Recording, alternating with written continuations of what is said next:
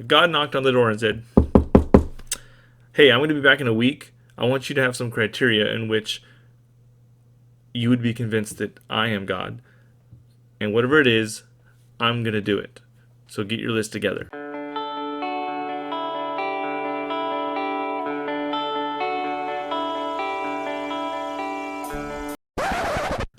What would it take for you to be more confident that a God exists? Now, I'm aware of the typical answer, and that is, I don't know what it would take. But if a God did exist, he would know, and he would have the power to convince me, which is true. That's all correct, and that's good. But it's kind of lazy, kind of a cop out. Why wouldn't you lay out what it would take to convince you? Not necessarily, to everybody, or not necessarily that it would be proof, absolute proof. No. We're not talking about that. We're just talking about what would be kind of convincing. What would give you a little more confidence? Just 1%, 2%, 3%. Just something that would be something to think about. Have you ever thought about that? These are the type of questions that I ask believers all the time. What would make you less confident? How would you know if you were mistaken? Stuff like that. But oftentimes when I hear atheists ask this question, they don't really answer it. So, I mean, if the idea is that we are more open-minded, if the idea is that, we have no skin in the game, we care about what's true, and we will just go with whatever the evidence leads. Why can't we just provide some sort of criteria or evidence that would indicate that?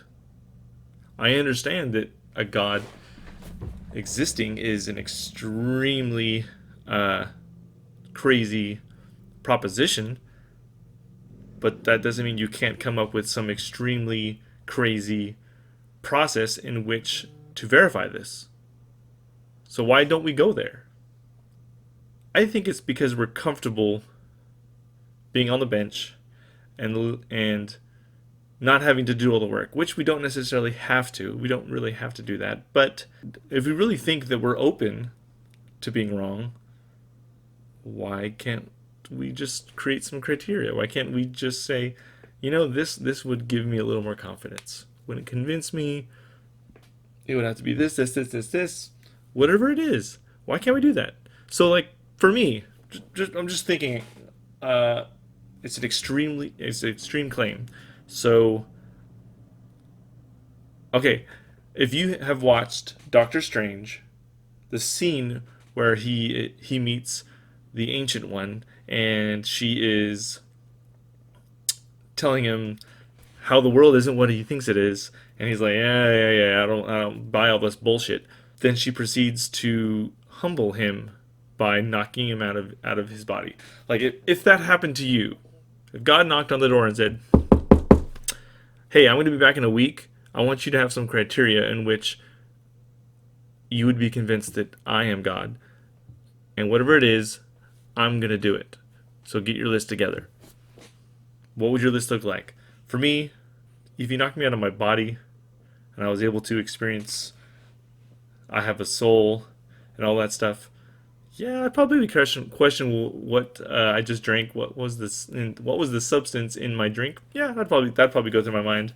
But that doesn't mean I can't be convinced. It doesn't mean that I can't apply some method in which would give me confidence. If I could do this if he could allow me to do this at will, if he could read my mind in which he would know what I'm about to ask of him to prove that he's God, that would help. If he could give me a stroll down memory lane of my childhood, of my teenage years, like a third person view, that would be cool. I mean, just coming up with ideas like this, it's very easy. You don't necessarily have to be so guarded about, I don't know what it is. I wouldn't know the difference between some advanced alien technology and the powers of a god. Okay, sure, but like, come on. Like, if X, Y, and Z happened, would that move the dial? That's all that, you know, is being asked. And if you basically dodge that by saying I don't know but a god would know, it kind of seems like you are not really wanting to entertain the thought, or don't have the time to, or you're a little closed-minded about it. Now, I'm pretty confident all these things wouldn't happen, but I can still name them off just as sure as if I dropped my phone, it's going to fall. I'm pretty confident that would happen, but I know what it would look like if gravity turned off. So I would say just relax a little bit. Just try to come up with things that would give you pause. Maybe be like, oh, maybe I don't understand reality very well. What's the harm in that? Now, if you're a Christian, when people start coming up with these tests and these demands of God, your mind immediately goes, like, this is just crazy. Why are you asking God to do all these things? You're just closed off. Well, not necessarily. They're just trying to match the test that would prove such an extreme being to exist. So the tests are going to be extreme. If you're watching this and you think that these tests are just way too extreme, think about what it would take for you to be convinced that another God exists.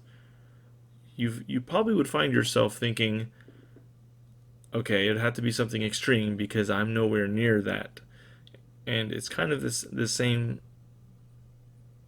You'll find yourself thinking the same type of extreme tests. I would need this, I would need that. It's not going to be something simple. So if you're Christian, I wouldn't poo-poo this process of what would it take, and all those reasons are so extreme and so like crazy that it's like, okay, you're just not going to be convinced, because it's a lot better than, I don't know what it would take, but you know what, God would know. So there.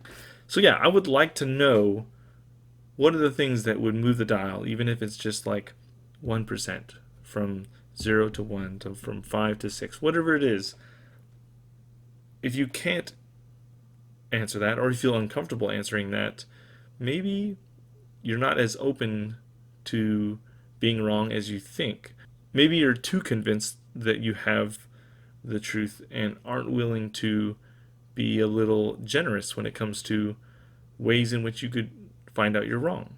So, if anything, it's a good exercise to practice being open-minded, being reflective.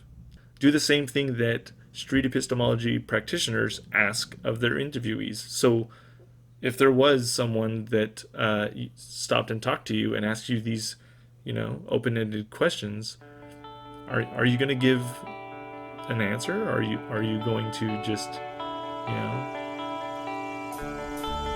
not even think about it? So, yeah, just something to think about.